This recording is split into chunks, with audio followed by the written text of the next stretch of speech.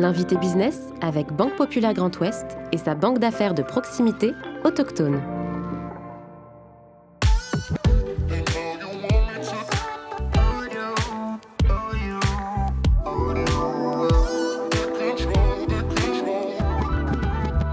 Fondé il y a plus de 30 ans, le groupe Nature et Stratégie est une référence dans le domaine de la fabrication de cosmétiques bio et de détergents écologiques.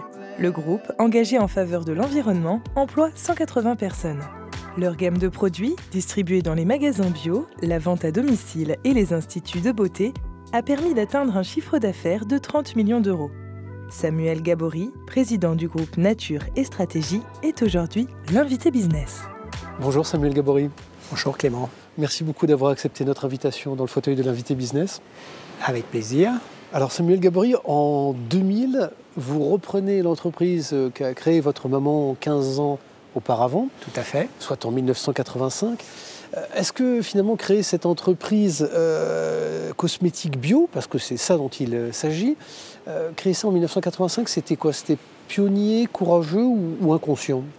C'était les trois à la fois, je pense. D'autant plus que 85, donc c'est éloigné. Être une femme en milieu rural, créer son entreprise, c'était tout sauf évident. Elle avait quoi, les gènes d'une entrepreneuse née Oui, je crois que toute jeune, elle avait effectivement cet esprit d'entreprendre, cet esprit d'indépendance, cet esprit de choisir sa vie. Je crois que c'était ce que lui avaient inculqué mes grands-parents comme valeur. Ouais. Et qu'elle vous a transmis également? Vous pensez que ça vient en ligne directe de chez elle, ça, chez vous? En tout cas, de fond, ça c'est sûr. Mais au départ, moi, je m'étais dit non, tout sauf ça. Parce que quand vous voyez vos parents créer une entreprise, c'est pas évident. C'est toujours un moment difficile, la création d'entreprise. Et donc moi, adolescent, je m'étais dit non, je ferai autre chose de ma vie. Et puis, comme beaucoup de jeunes, quelques années après, on revient dans le giron familial. Et voilà. Quel souvenir vous aviez adolescent d'ailleurs? C'était beaucoup d'absence et beaucoup de préoccupations. Vous les voyez très mobilisés par cette entreprise-là, ce projet-là? Oui, c'est ça, les deux à la fois. Un manque de présence à la maison, c'est beaucoup d'heures. Il faut quand même travailler durement pour créer son entreprise. Et puis des sujets de conversation qui tournent toujours, je dirais, sur le travail. Alors, elle avait la chance, c'est que son travail était sa passion à la fois, ce qui n'est peut-être pas mon cas, mais peut-être c'est aussi bien pour une vie personnelle. Elle, son travail, son métier, c'était sa passion. Alors, Janine, votre maman, puisque c'est dont il s'agit, évidemment, dont on parle, elle a fait le choix de ce modèle économique de travailler sur le principe de la vente à domicile. Vous avez décidé de reprendre l'entreprise et de conserver partiellement ce modèle-là. Pour quelle raison? Pour une raison qui est que le conseil sur l'utilisation d'un produit est très important. Il est très important par rapport, je dirais, à l'efficacité, bien évidemment. On donne tous les conseils et les petits trucs pour améliorer l'efficacité. Et puis, pour l'écologie aussi, parce que savoir bien utiliser un produit de consommation, un produit vaisselle ou un shampoing, c'est de faire des économies, mais aussi de préserver l'environnement pour pas faire de surdosage du produit. Bon, ce sont des idées évidemment qui sont extrêmement modernes, qui étaient tout à fait pionnières dès 1985. En revanche, ce modèle de la vente à domicile, est-ce qu'il a encore de l'avenir? Est-ce que ça fonctionne? On a l'impression que c'est un petit peu désuet quand on le perçoit comme ça, quand on le regarde un peu de l'extérieur. Alors, moi je pense qu'il a beaucoup d'avenir pour une raison assez simple, c'est la relation de confiance. Au jour d'aujourd'hui, on s'aperçoit que le niveau de confiance du consommateur face aux produits qu'il utilise ne fait que baisser. Et pourtant, à contrario, sur Internet, sur la vente en digital, on n'arrête pas de mettre des petites étoiles à droite, à gauche, et c'est les étoiles qui font vendre. Mais à un moment donné, la relation de confiance que recherchent quand même beaucoup de consommateurs, elle ne peut se faire que de face à face. Oui, effectivement, il y a besoin de transparence aussi, de traçabilité des produits. Est-ce que la façon de vendre à domicile a changé? Aujourd'hui, on ne vend plus comme il y a 15 ou 20 ans ou 25 ans? Non, elle évolue beaucoup. Elle évolue beaucoup parce qu'un consommateur, bien évidemment, on l'habitue de plus en plus à plein de bonnes choses. C'est d'être livré le plus rapidement possible, c'est de pouvoir acheter à 23h le soir, c'est de pouvoir discuter avec quelqu'un un dimanche après-midi. Et donc tout ça, on doit s'adapter à ça.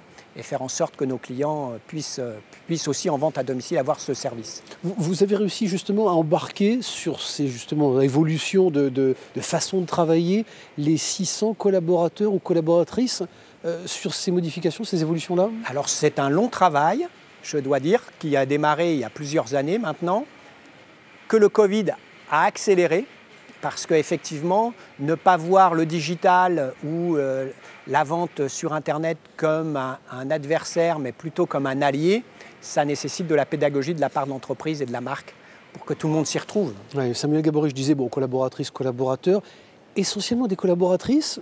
Est-ce que ce métier va se masculiniser un jour?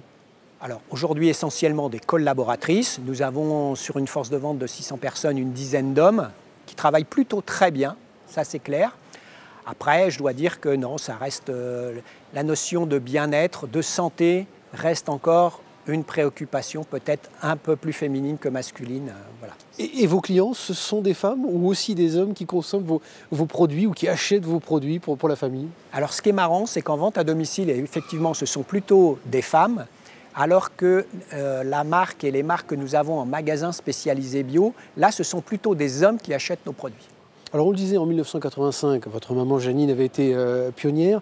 En revanche, quand vous reprenez l'entreprise en 2000, le concept de RSE est encore un acronyme un peu balbutiant, très vite galvaudé, on ne sait pas très bien où est-ce qu'on va.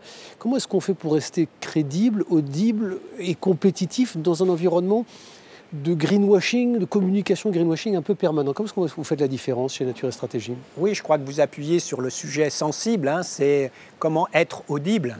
Alors, moi, je suis quelqu'un d'assez simple et d'assez pragmatique, c'est-à-dire qu'il faut faire des vraies choses, il faut faire de vrais choix sur des actions très concrètes de terrain, sur des actions de santé, sur des actions de préservation de l'environnement. Et puis, malgré tout, voilà, l'année dernière, nous nous sommes fait certifier RSE avec un label qui s'appelle Bio-entreprise durable. Nous avions nos produits déjà certifiés bio, l'entreprise a été certifiée RSE et nous allons maintenant vers la certification plutôt carbone. Bon, on parle depuis le démarrage, depuis le début de notre entretien, de votre activité évidemment de vente, mais vous êtes avant tout d'abord un planteur dans votre ferme, cultivé justement en bio. C'est l'amour et l'attachement à la terre évidemment qui vous anime. Vous fournissez également chez d'autres producteurs d'ailleurs sur le territoire. Comment est-ce qu'on fait pour rester compétitif justement quand on connaît les coûts de production du bio, et particulièrement dans notre pays, et puis les normes qui sont parfois contraignantes? Comment on reste compétitif? On reste compétitif en faisant un petit peu de sur-mesure. C'est-à-dire qu'il est évident que si vous voulez utiliser des plantes classiques, utilisées par un bon nombre d'entreprises, bien là, vous allez devenir moins compétitif. Par contre, si vous imaginez avec votre client une gamme pour les bébés, qu'avec un petit peu de biblio, on remet au goût du jour des plantes qui étaient utilisées par nos grands-mères et nos arrière-grands-mères pour le soin du bébé, là, on est un peu les seuls, et là, de mettre en culture certaines plantes et de faire revivre certains territoires, là, ça devient intéressant, et là, vous pouvez raconter une histoire. Bon, contexte, Samuel Gabory, contexte inflationniste, depuis maintenant quasiment 1 an et demi, très fort. Il semblerait que ça s'adoucisse un petit peu dans les mois à venir. Les grands indicateurs nous parlent effectivement d'une déflation à venir. En revanche, un pouvoir d'achat qui est en berne. Est-ce que le bio a du souci à se faire? Est-ce que vous avez remarqué effectivement que les gens se détournaient de ces produits pour aller vers du low cost ou du discount? Alors, il est évident que certains réseaux de distribution souffrent plus que d'autres. Les magasins bio spécialisés, ce n'est pas tant forcément lié aux produits, au pouvoir d'achat, que un petit peu à l'inflation du nombre de magasins qu'il y a eu sur le territoire français, de façon importante ces 20 dernières années. Après, non, comme je le disais, si vous savez bien utiliser un produit, si on sait bien consommer une alimentation bio, elle est beaucoup plus riche, beaucoup plus efficace qu'une alimentation qui simplement vient gonfler l'estomac et pas nourrir le corps. Et c'est bien là où le bio a sa carte à jouer, c'est dans la qualité des produits pour le rendre plus efficace. On parlait des contraintes tout à l'heure, justement, ou des réglementations, notamment sur le bio. Qu'est-ce que vous avez envie de dire au pouvoir public pour vous encourager, pour vous aider? Parce que les transitions, elles vont être conduites évidemment par des entrepreneurs et des dirigeants comme vous, mais aussi avec un alignement de la puissance publique et des fabricants de la loi. Qu'est-ce que vous leur dites pour accélérer les changements de comportement de consommation ? Pour accélérer, je dirais qu'ils nous donnent une ligne qui soit bien claire. Aujourd'hui, il n'est pas tout à fait normal que le consommateur qui utilise des produits mieux-disants d'un point de vue environnemental ou d'un point de vue santé soit obligé de payer tous les contrôles qui existent pour valider un petit peu ça. C'est-à-dire qu'aujourd'hui, vous produisez en bio, l'agriculteur est contrôlé 2 fois par an sur son exploitation, il y a un coût de ce contrôle. Le transformateur, lui, va payer aussi un coût de certification. Moi, metteur en marché de produits, je vais me faire contrôler 2 fois par an et je vais donc, pour assurer à mon consommateur, là aussi, être obligé de payer des sociétés de certification. Au bout du compte, mieux on travaille et plus on est taxé, plus le consommateur doit payer cette traçabilité.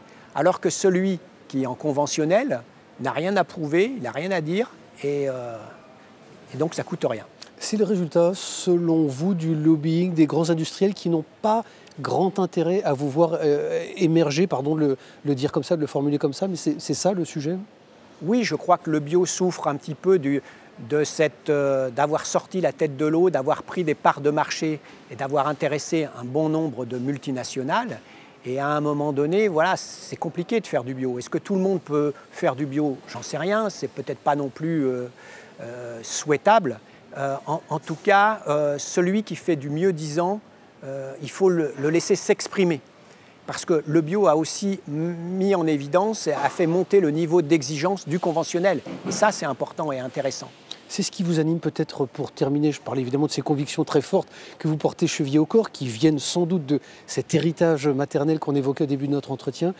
Mais c'est ce qui vous donne envie de vous lever le matin quand on parle de sens au travail et à l'entrepreneuriat ? Oui, à mon modeste niveau, je pense que quand je me lève le matin, j'ai l'impression de faire un peu mieux que de la fabrication du produit vaisselle et du shampoing. Voilà, j'ai l'impression quand même de proposer à mes clients des produits qui soient sains, tout en respectant la planète, la biodiversité. Et je crois que c'est notre enjeu. Si on pense aux générations futures, ce qu'on fait aujourd'hui doit avoir le moins d'impact possible sur les générations à venir.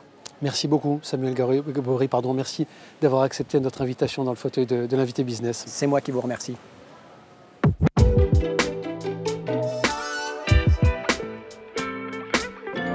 L'invité business avec Banque Populaire Grand Ouest et sa banque d'affaires de proximité autochtone.